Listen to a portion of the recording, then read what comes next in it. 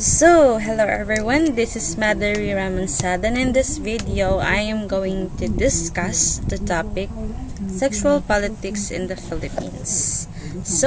First, let us define what is sexual politics. Sexual politics is the difference in the amount of power that male and female people have in a society or group. It is concerned with how power is shared between men and women and how this affects their relationships. Sexual politics does not refer to any organized form of government or delineation along party lines, but to the power structure of relationship and how one group is controlled by another, in this case according to gender role. So sexual politics is not that politics, or not the way we conceive politics is, because politics is concerned to obtaining a power within a society or in the national state, but social politics. Hello everyone, this is Madhuri Ramansada, and in this video, I'm going to discuss about sexual politics in the Philippines.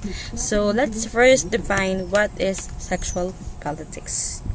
Sexual politics is the difference in the amount of power that male and female people have in a society or group. This is concerned with how power is shared between men and women and how this affects their relationships. Sexual politics does not refer to any organized form of government or delineation along party lines, but to the power structure of relationships and how one group is controlled by another, in this case according to gender roles. So sexual politics isn't about the politics we commonly perceive, or the politics that is known of obtaining power in a certain society or in the government or in a national state. But sexual politics is more concerned about the differences of amount of power, the power structure in a certain society, basically about the men and women. And this is commonly perceived basically in gender roles. So what is gender roles? Gender roles are the behaviors men and women exhibit in the private and public realm. They are the social cultural expectation that apply to individuals on the basis of their assignment to a sex category, male or female. So gender roles, it is the social cultural, it is how we, or a man or female, or man or women, female or male, is perceived in the society on how do they behave, on how they should behave, on how they should dress or they act. That is what we call gender roles. Example of this is the patriarch society. What is patriarch society? Patriarch society is when a man hold the position of power and have more privilege, head of the family unit, leaders of social groups, boss in the workplace, and heads of the government. This is when a patriarch society, this is when the men hold the more power, meaning they are more powerful than the women. This is what we call patriarch society.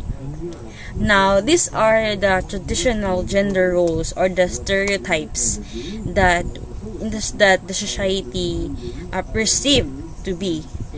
For example, if you are a woman or feminine, you are not aggressive, you are dependent, you are easily influenced, submissive, passive, home-oriented, easily hurt emotionally, talkative, indecisive, gentle, sensitive to other feelings, etc. Also, if you are masculine or men, you are perceived to become aggressive, independent, not easily influenced, dominant, actively, so on and so forth. Now, let's find out what are the social politics in the Philippines, or what is the situation of social politics in the Philippines throughout the history. Let us first discuss the sexual politics during the pre-colonial period. As stated in an article written by Edgar Perez, during the year of 1521, there were evidence that women were able to divorce their husbands without any problem or cost. Women also had a central role in society. Back then, the women in history were able to become political authorities. Filipino women before the Spaniards came revealed that they enjoyed a high status in society with equal rights with men and the political, economic, and religious field. Just for example is the babaylan. Babaylan during the pre-colonial period has this role as a leadership, not just in the religious aspect, but also in gaining power inside the society back then. But how does this sexual politics change over time? Now let's proceed to what happened to the role of women back when the Spaniards came in to colonize her country. This is when Philippines, under Spanish colonization, displayed a loss of indigenous culture and systems. A patriarchal society aroused as the Spanish dethroned women of their equal status with men, shaping the long-standing inferiority that is still present today. With the Spanish introducing hierarchical social system, more Filipinos who wish to elevate or maintain their position in the high class began to disown their native roots. So, the patriarchal society we have observed today was introduced or came into our country when the Spanish colonized our country. That is when that's how the patriarchal started or begin let's say patriarchal society have been perceived. Now that is when we usually noticed in our society that men is perceived to be more powerful than men, and sinasabi nga na men should be strong and should not be weak. Now let's proceed to the colonial period. Philippines under Spanish colonization displayed a loss of indigenous culture and systems. A patriarchal society arose as the Spanish dethroned women of their equal status with the men, shaping the long-standing inferiority that is still present today.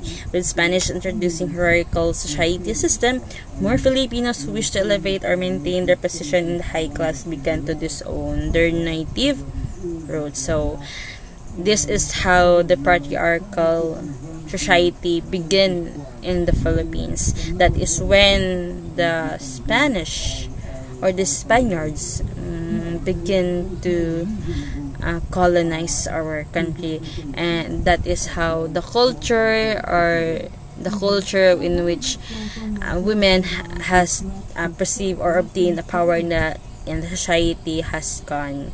So nawala na siya. So that's it now. The moment that Spaniards came into our country, that is when the woman has lost its privilege or power to lead society, to that is when our that is when women is perceived to be weak, and which is total opposite of who we are, because I believe that women is strong and we are brave. Okay, so what happened to the sexual politics during the post-colonial period? Continuing after Spanish colonization, when Filipinos are born, they immediately expected to play a specific role in their lives. Filipino men are brought up to take after their fathers and the elder men in their lives, as women are raised to become less dominating roles and take after their mothers and elder women. So that's it. What happened to the the sexual politics before was too different, or I mean it was far different to what happened to the social politics during the colonial and the post-colonial period, because in the post-colonial period, man is perceived to be more powerful. In fact, they are as they were born in this world, they are perceived to have this responsibility to make a living, and as a woman, as a wife, and on the other hand, is expected to just stay at home, take care of the kids, the chores, and also the elder women. That is what we call the gender roles of the patriarchal society. Now, what about the modern period? Does the sexual politics were able to change or modified somehow? Let's find out.